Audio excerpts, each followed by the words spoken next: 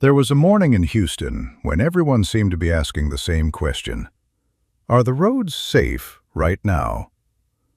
That alone should have made me pause.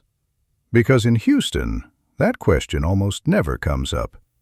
Houston is warm, predictable, familiar. You don't expect surprises on the road there. And that morning felt just like any other.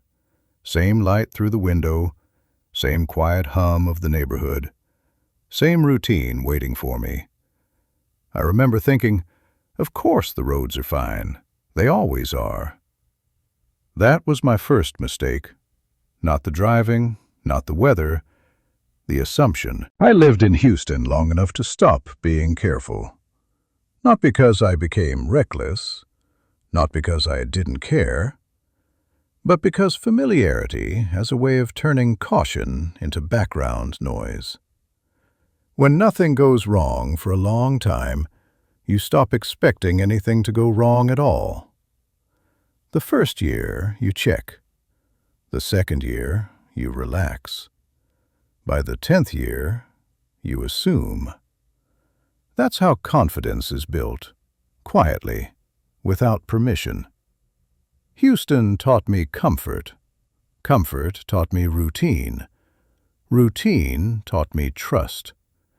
And trust, when left unquestioned, turns into blindness. There comes a point where carefulness feels almost silly. You hear warnings and think, that's not for me.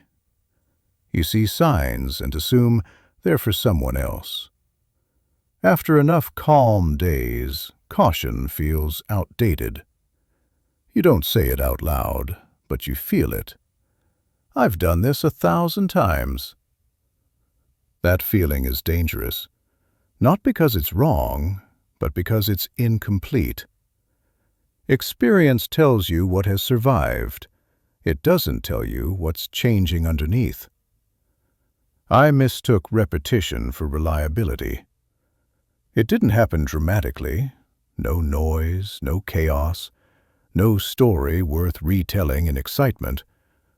Just a brief moment when control didn't respond the way I expected it to. That's all it takes. One moment to realize how fragile certainty really is. I didn't hit the ice. I realized it had been there all along, waiting. That morning wasn't about Houston, and it wasn't about ice. It was about something deeper. It was about how easily we stop paying attention once something feels stable. The road was just the lesson that made it visible. Because the same thing happens everywhere else in life.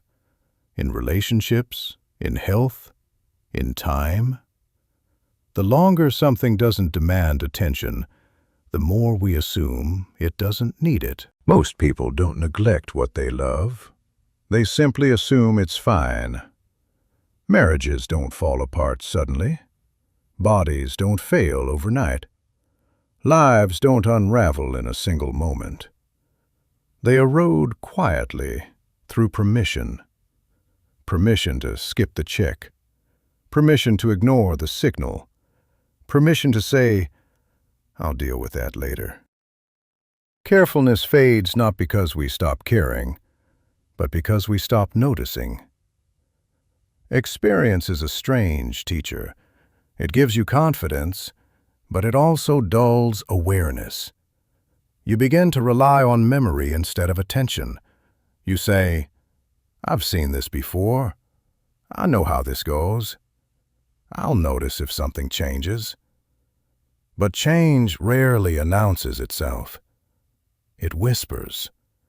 And experienced people are the most likely to miss whispers because they're listening for alarms. Most damage doesn't come from force. It comes from neglect, from small moments of inattention that add up quietly. We don't fall because we run too fast. We fall because we stop watching the ground. Comfort makes us careless, not reckless, just inattentive. And inattentiveness is enough. Carefulness isn't fear.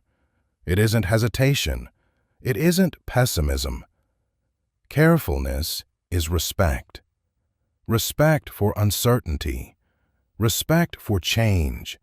Respect for the fact that conditions can shift without warning. Being careful doesn't mean living in anxiety. It means staying awake. If I could live those years again, I wouldn't rush. I wouldn't assume. I wouldn't let stability convince me I was immune. I would slow down sooner, question habits more often, treat comfort as temporary. Because comfort is not confirmation. Let me ask you something. What feels safe in your life right now, simply because it always has been? Where have you stopped being careful, not out of neglect, but out of familiarity? That's worth sitting with. The most dangerous moments aren't the loud ones. They're the quiet ones that feel ordinary. Because that's when we stop paying attention. And attention, more than strength or speed, is what keeps us upright. If this reflection stayed with you, share it with someone you care about. Leave a comment and tell me one place in your life where you're choosing to be more attentive. And subscribe to The Last Lesson. Some lessons don't arrive with urgency. They arrive once you finally understand what almost slipped away.